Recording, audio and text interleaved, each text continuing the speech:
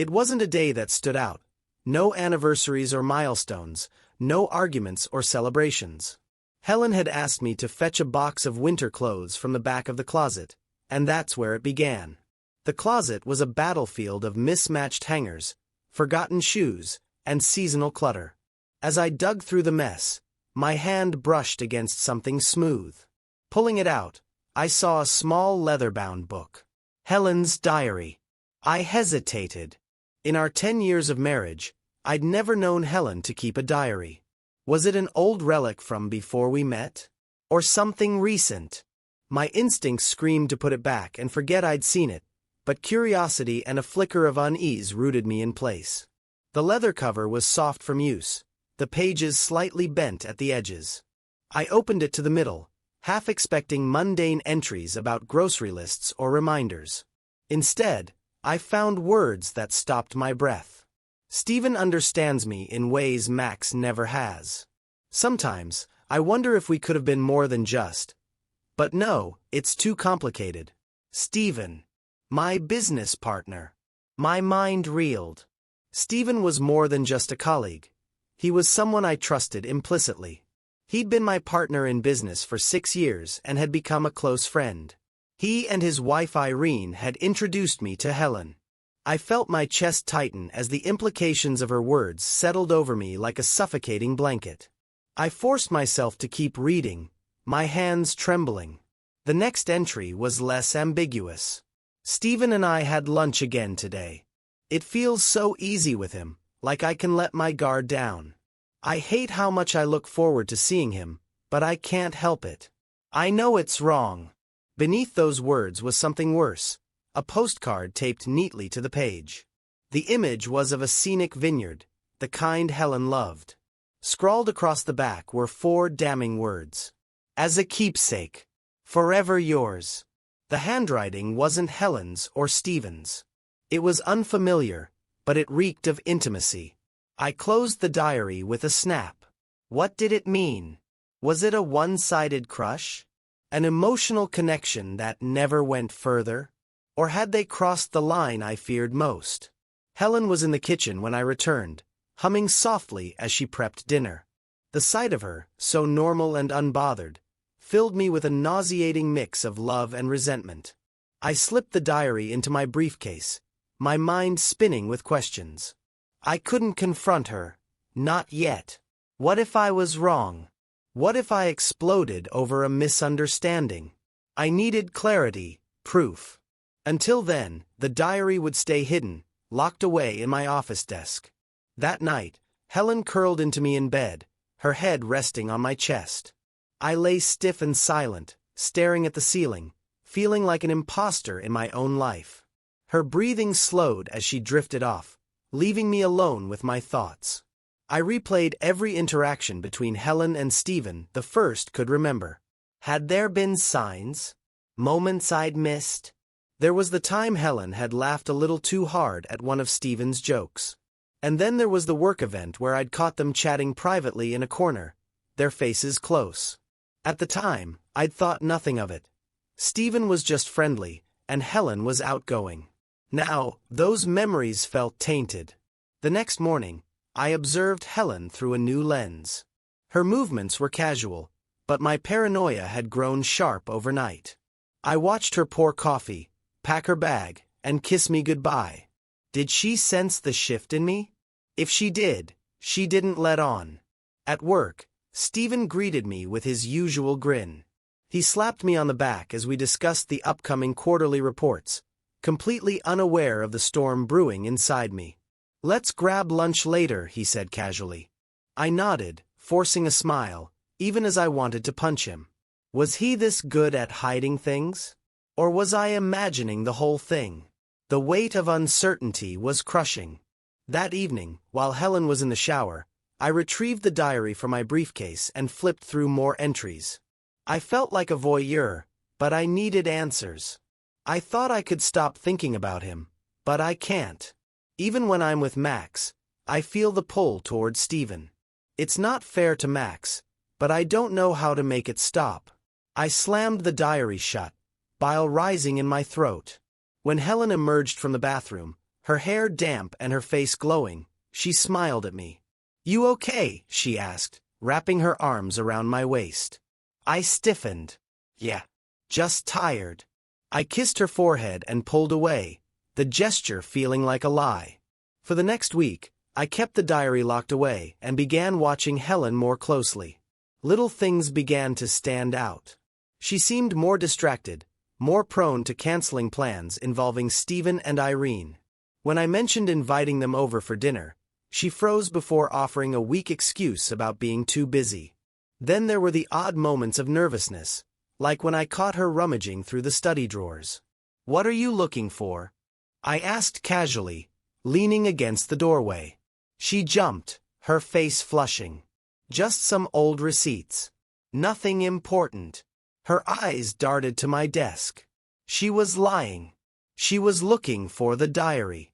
I knew I couldn't rely on her to tell me the truth, so I decided to dig deeper. Stephen was the common thread, and I needed to know if he was hiding something too. Planting a listening device in his office was easier than I expected.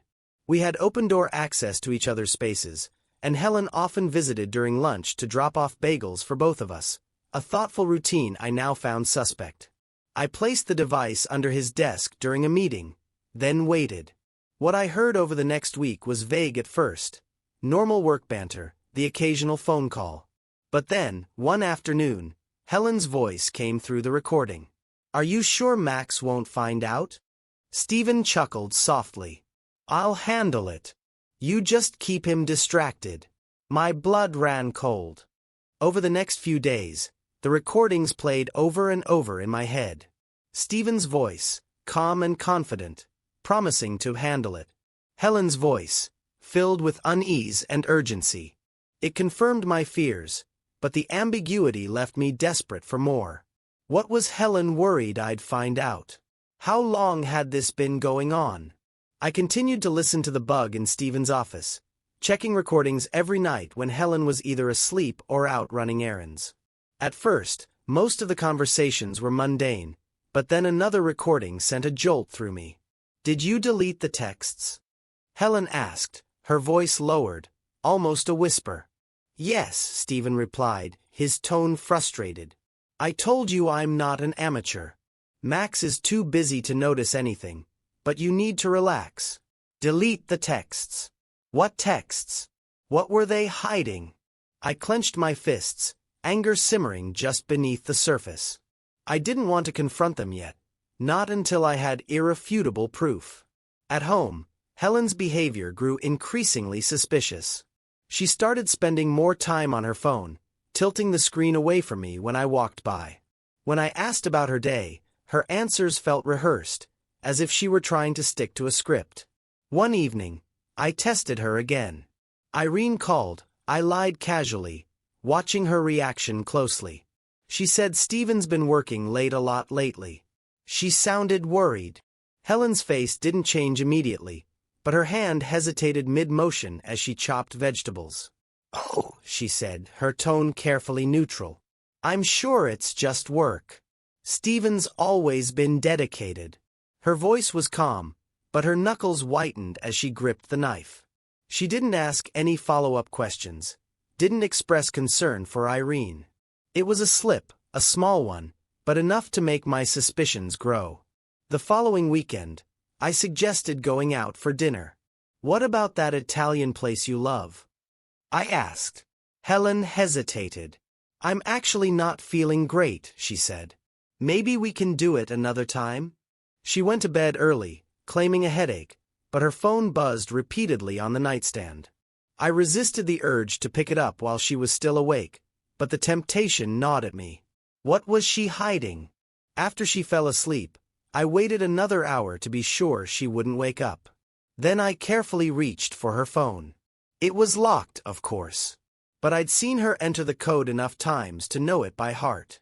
My fingers trembled as I entered the digits, half expecting to find nothing. Instead, I was greeted by an onslaught of deleted messages in her trash folder, one of which caught my attention immediately. "Helen, I can't keep lying to him. What if he finds out?" "Stephen, he won't. Stick to the plan, and everything will be fine. My chest tightened as I read more. The messages didn't explicitly mention an affair, but their tone was intimate, conspiratorial. They spoke in coded terms, but it was clear they were hiding something significant, something they both knew would devastate me. The final piece of evidence came the following Tuesday. Helen had left her laptop open on the dining table while she went to take a call. She must have forgotten she'd been logged into her email, and curiosity got the better of me. There, in the sent folder, was a message to Stephen. The subject line read simply, "Last week." The email was brief but damning. "I can't stop thinking about it. You promised this would get easier, but I feel like I'm falling apart. Max doesn't deserve this, but I don't know how to walk away from you. Asterisk." I stared at the screen, my heart pounding in my chest.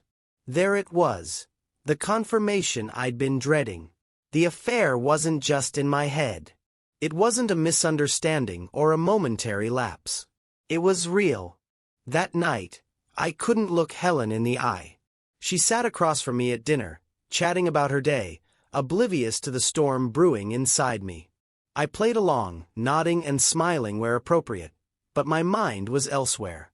I replayed every piece of evidence I'd gathered: the diary, the recordings, the texts, and now the email. Each clue painted a damning picture of betrayal, one that involved not just my wife, but my closest friend. I began to plan my next steps. Confronting Helen without a strategy would accomplish nothing. I needed to be calm, methodical, and prepared. The tension reached its breaking point when Helen found me in my office late one night. I'd been sitting at my desk, staring at the diary, the email printed out in front of me.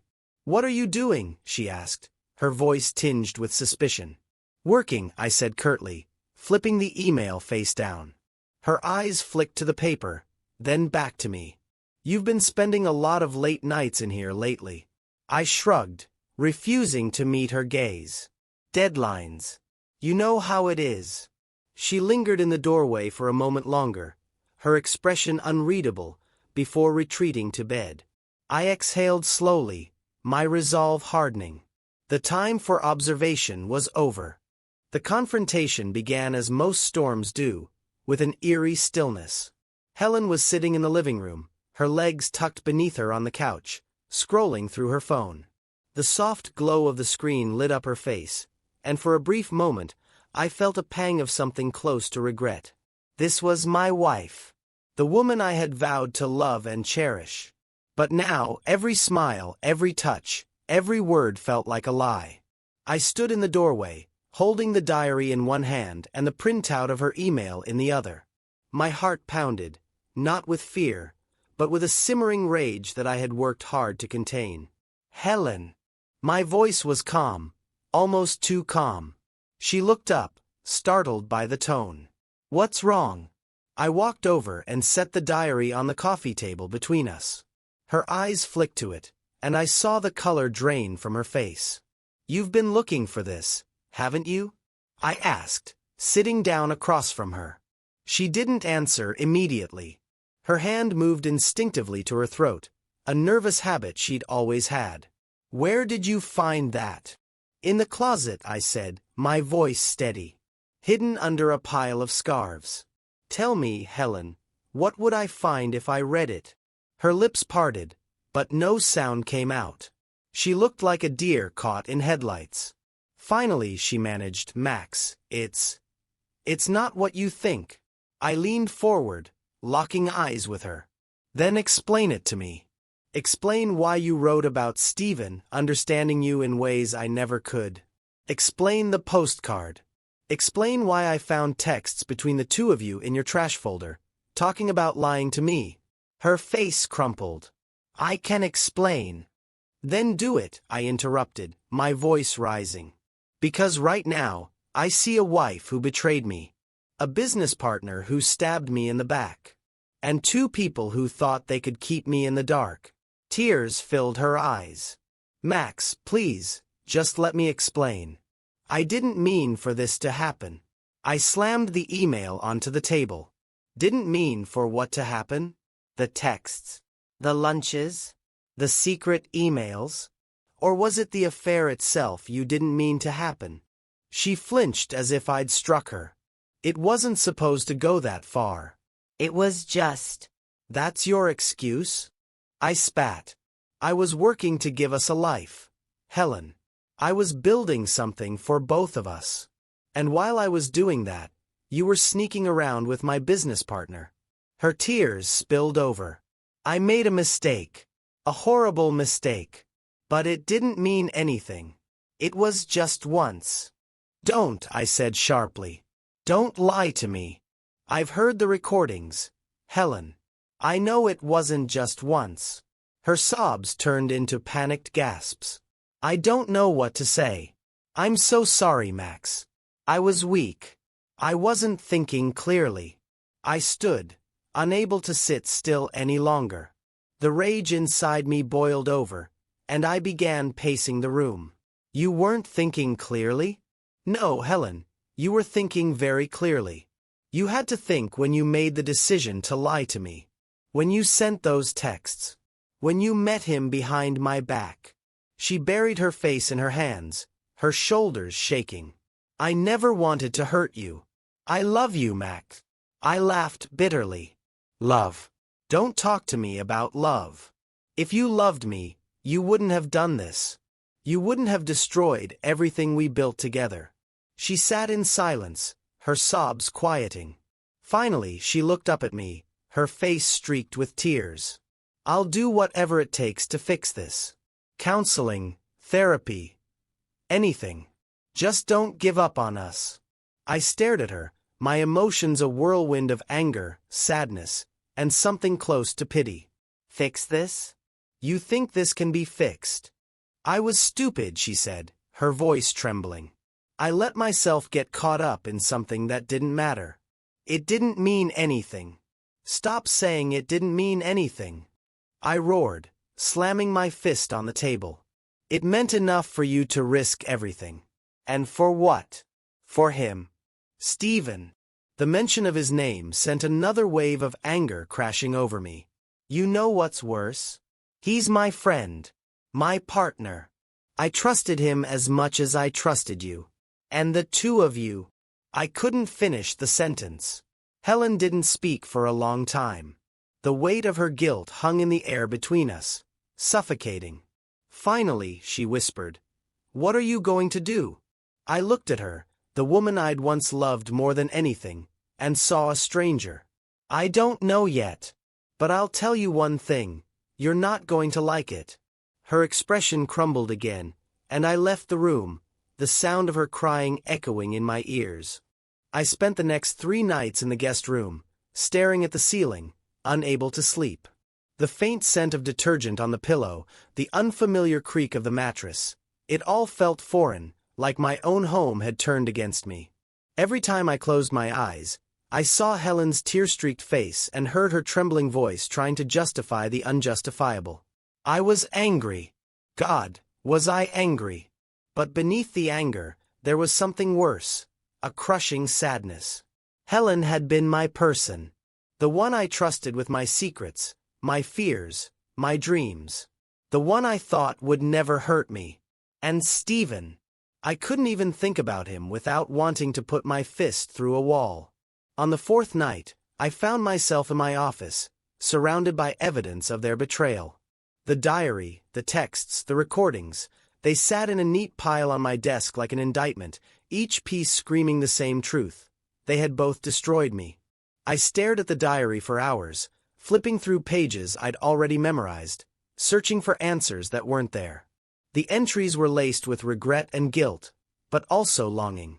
Helen had written about moments with Stephen in vivid detail. How he made her laugh, how he made her feel seen. I felt sick. Had I really failed her that badly? Had I been so focused on work that I missed the signs? Memories of our marriage flashed through my mind in relentless waves. Our wedding day, her face glowing with happiness as she walked down the aisle. The time we stayed up all night planning our first trip to Italy, laughing at our inability to agree on an itinerary. The nights we'd spent curled up on the couch, watching terrible movies and sharing inside jokes. But now, Those memories felt like they belonged to someone else. A part of me wondered if I was to blame. Maybe I had worked too much. Maybe I hadn't been as attentive as I should have been. Maybe if I just... I slammed my fist on the desk, cutting off the thought. No. I wasn't the one who broke our vows. I wasn't the one who lied, who cheated. This was her choice. Stephen's choice. The betrayal wasn't mine to carry. The next morning, I went for a drive. I didn't have a destination in mind. I just needed to get out of the house, away from Helen and the suffocating weight of her presence. As I drove through the city, I passed places that used to mean something to us. The coffee shop where we'd had our first date. The park where I'd proposed. The restaurant where we'd celebrated our 5th anniversary. Everywhere I looked, there were ghosts of the life we'd built together. I pulled over at a quiet overlook and got out of the car, letting the cold wind whip against my face. I stood there for a long time, staring out at the horizon, trying to make sense of everything. The truth was, I didn't know what to do. My marriage was in ruins. My business partnership was a ticking time bomb. And I was left standing in the wreckage, unsure of how to move forward. That night, Helen knocked on the door of the guest room. "Max," she said softly, her voice tentative. I didn't respond. "Please," she continued. "Can we talk?" I opened the door but didn't step aside to let her in. "What do you want, Helen?" I asked, my tone flat. "I miss you," she said, her eyes brimming with tears. "I miss us. I know I've hurt you, but I'm begging you to give me a chance to make this right." I stared at her, searching her face for some sign of the woman I used to know. But all I saw was someone who had betrayed me. "How do you expect me to do that?" I asked, my voice cracking despite my best efforts to stay composed. "How do you expect me to look at you and not see what you've done?" "I don't know," she admitted, her voice trembling. "But I'll do anything. Therapy, counseling, whatever it takes. Just tell me how to fix this." "You can't fix this," I said, my voice barely above a whisper. "You can't undo what you've done. And even if I wanted to try, how could I ever trust you again?" Her tears fell freely now, but I couldn't bring myself to comfort her. "I love you," she said, her voice breaking. I shook my head, a bitter laugh escaping my lips. "If this is love, I don't want it." After she left, I sat alone in the dark, letting the weight of everything crash over me.